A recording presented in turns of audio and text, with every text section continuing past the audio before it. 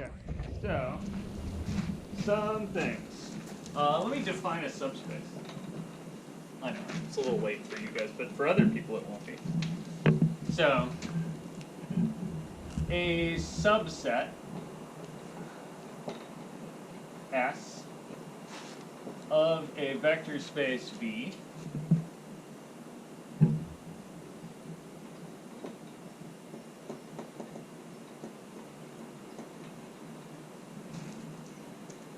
is a subspace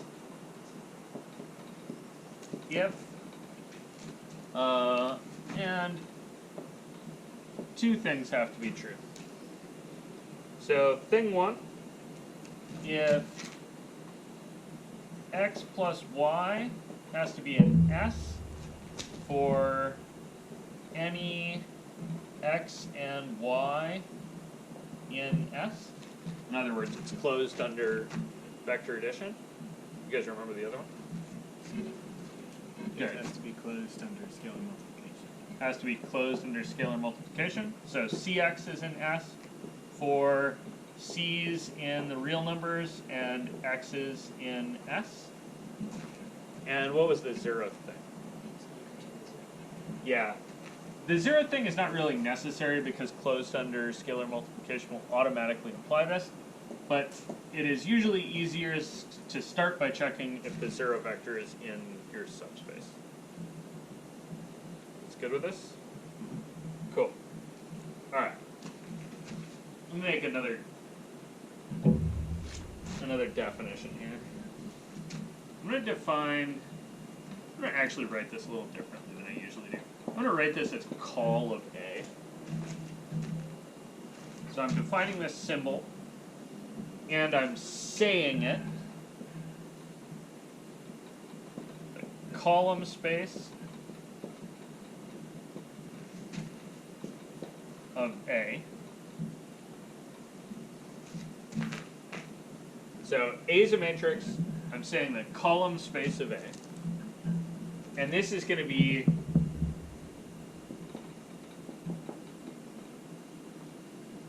a set of vectors A1, C1 plus A2, C2 up to AN, CN.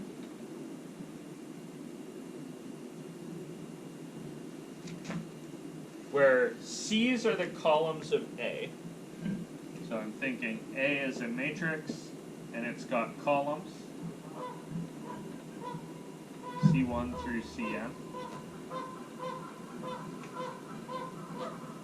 And the A's are going to be real numbers.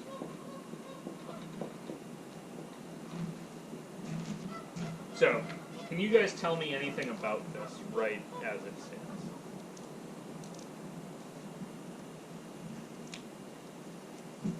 So if we use the S word,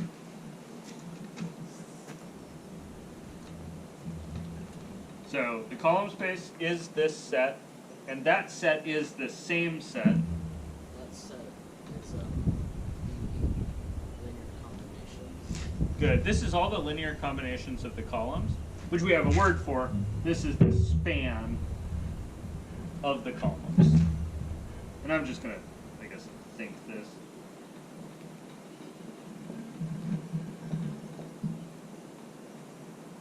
Okay, so it's the span of all the columns. What else is it?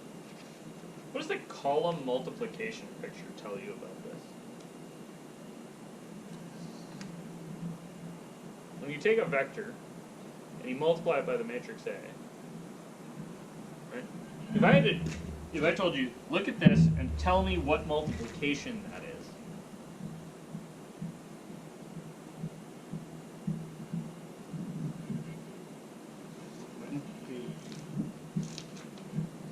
I'm hoping you'd look at that and say something like, well, that's the matrix A times the vector, what? Components of A sub 1 to A. Yeah, that's A1, A2, all the way down to AN, right? Have I said what the AIs are? at all? Other than saying they're real numbers? Not really, right? Isn't it? Another thing you could notice, this is A done to anything, right? What's the set of A done to stuff called? Like I just called it the column space. And I haven't demonstrated yet that that's a space. But noticing that it's a span of something means that it's going to be a space. With the range. Good, perfect. So this thing is actually the exact same thing as the range of A.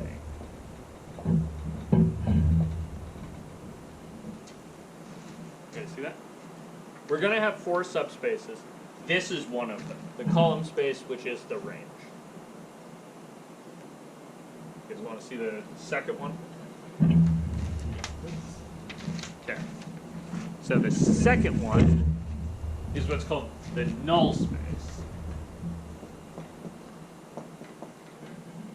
So the null space of A,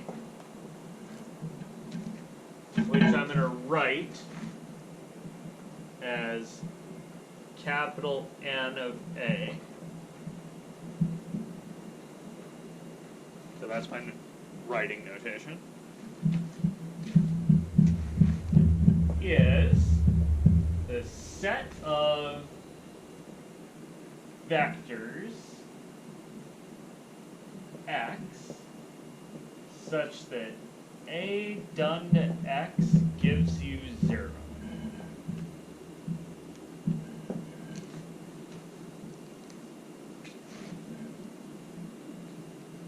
guys with me on that? So it's not zeros, right? It's the things that go to 0.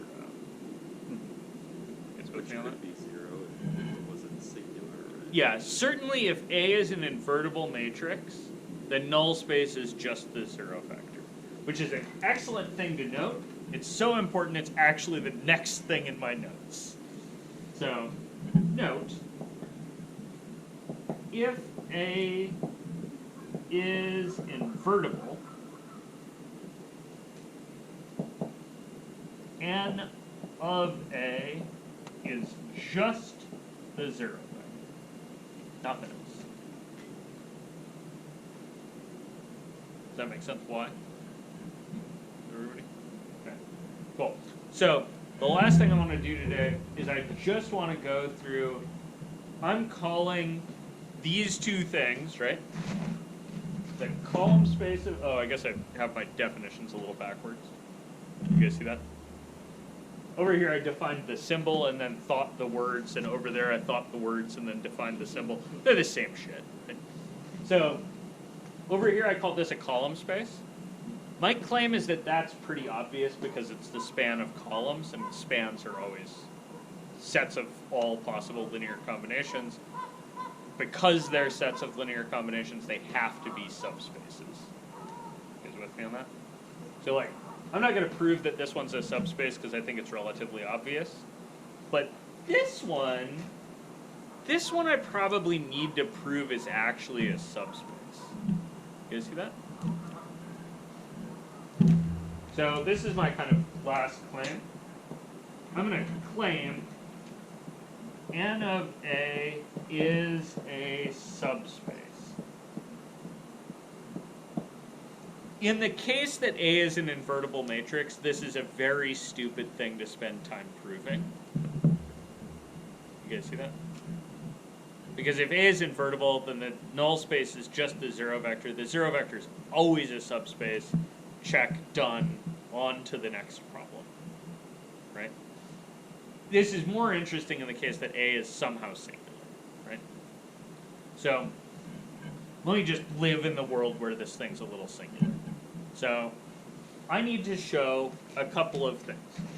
If I go over here to my subspace, I need to show zeros in it. Is 0 in the null space? Yes. Yes. Automatically has to be check. Good. Item 0. 0 is in the null space of every matrix. Check. You guys see that? Cool. Alright, thing one. X and Y in the null space. So if X and Y are in the null space, what does that mean? Vectors. Get that criteria. Yeah, so what's the criteria? Take A to 0. Close. A takes them to 0, right? A is the function here. So if X and Y are in the null space, then AX is the 0 vector, and AY is the 0 vector. Okay, see that? So, if, then. Now I'm after X plus Y being in the null space, right? So I'm looking to see A done to the vector X plus Y. Right now I have two separate statements, right? So I'm going to add these two equations together. Okay, see that? So I'm going to say then AX plus AY is equal to what? 0 vector plus 0 x. A of X plus A of Y, which is the 0 vector, right? Really, it's me adding these two equations together. So I got AX plus AY equals 0 plus 0, 0 plus 0 is 0, check. Cool? Is this enough? No, because I'm looking to see A of X plus Y in parentheses. Yeah, that's what I said. Yeah, so if we're going to get to there, what do we need? Well, it's a linear. Perfect. A is a linear operator. So we can say, since A is linear, A of X plus Y is the 0 vector. And so at this point we're good. This implies that X plus Y is in the null space. So X plus Y is in the null space. So it's closed under addition. You guys see that? So now I need to show that it's closed under scalar multiplication. So I need, if X is in the null space, and C is a number, here I'm going to consider A done to CX, and I'm going to say that's C times A done to X. Why am I getting away with that? You prove this, when you the proof for linear, B being a linear operator, you prove that. Yeah, I'm going to quibble with one word in there. So it's not in the proof that A is a linear operator, it's because A is a linear operator. I didn't prove that matrix, right, I didn't prove that A was a linear operator anywhere. I just said matrices are linear operators. And then I kind of defined linear operator to make sense with that. That sort of follow? It's kind of definition instead of proving. The reason that I'm making that claim be important here is that ultimately I'm thinking about A as being a linear operator, not about A as being a matrix. Does that make sense? Mm-hmm. So here this is linearity, and this is going to give me C times the 0 vector. What's C times the 0 vector? 0? So CX is in the null space. Check, check. Thus, the null space is indeed a subspace. Where is it a subspace of? Last thing I want to clarify. The main.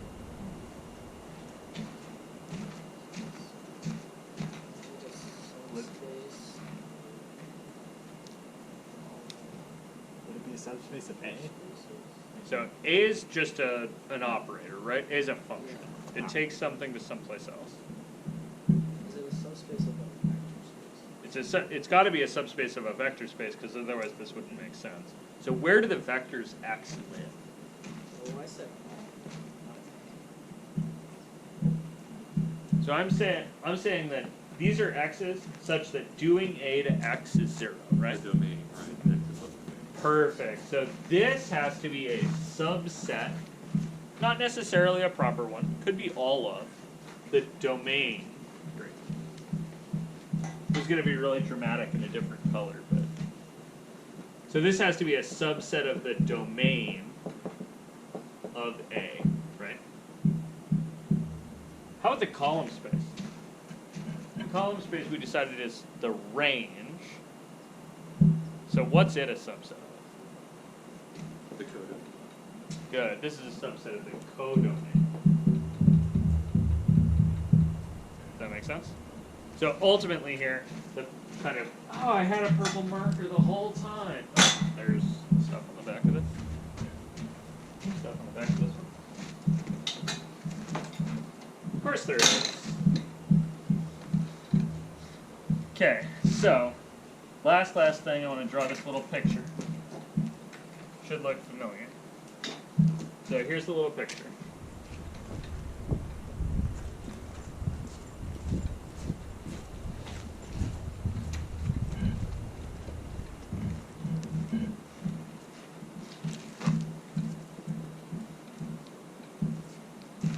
You guys recognize this picture? No. book. Yeah. Cover of the book.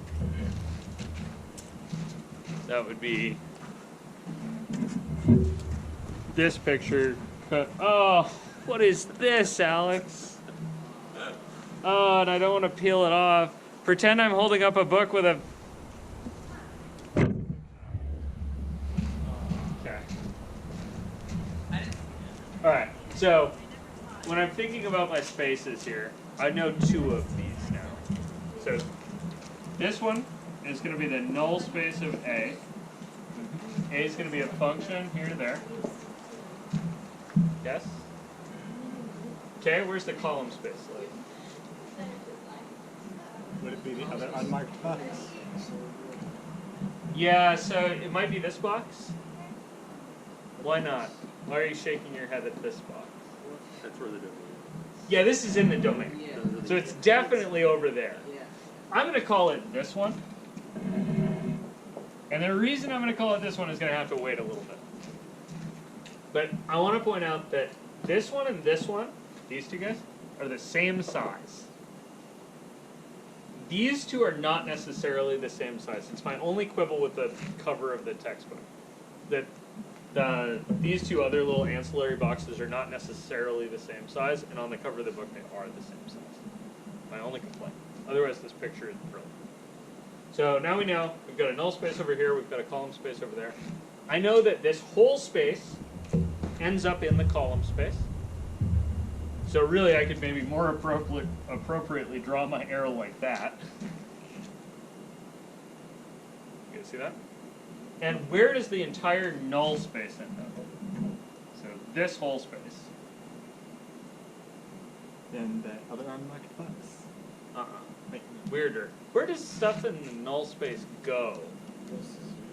Good, it all goes to 0. This whole space gets smashed to right here, that's the 0 vector. This, on this side, is the 0 vector on this side. And the reason I'm kind of drawing it in this funky, like, squaresies business is that we're going to get some stuff kind of highlighting this in a bit. But these are going to be chunks of the domain. And the reason I'm drawing them as, like, flat squares or flat rectangles is that they're spaces. Spaces are flat. The reason that I know they intersect at the 0 vector is that the 0 vector goes to 0, right? And also 0 is going to be in this box necessarily once we know what this box is. So they overlap just at the 1.0. Those two overlap at the 1.0 for a similar reason, but I don't have labels for these other boxes yet. Quick question. Would Sure. the same be true for A inverse to go from columns A and the other box back over? So this gets weirder if A is invertible. Yeah, because in the null space. Because if A is invertible, the null space shrinks to the 0 vector. Right? And then A carries this box to its range, and A inverse carries its range back to this box. Does that make sense? So this is true for matrices in general, not just invertible ones. So I will have a map coming this way, but it won't be A inverse. Spend a minute and see if you can figure out in your head what that matrix should be. Pretty sure it's not going to be transpose. Oh, Leo! Why? It is. Oh, it's gotta be the transpose. It's the only thing I know that's the right size. Right? Because I've got A, this is going to be an M by N matrix, say, right? Then that would make this space on the left M R N to Rm. to R M over here. And the only function I know that I can formulate from A that goes from Rm to Rn is going to be A transpose. You could make some guesses at what these two boxes are right now. But I want to leave a little bit of a cliffhanger in here since Leo stole that one. No, you're good, dude. That was great.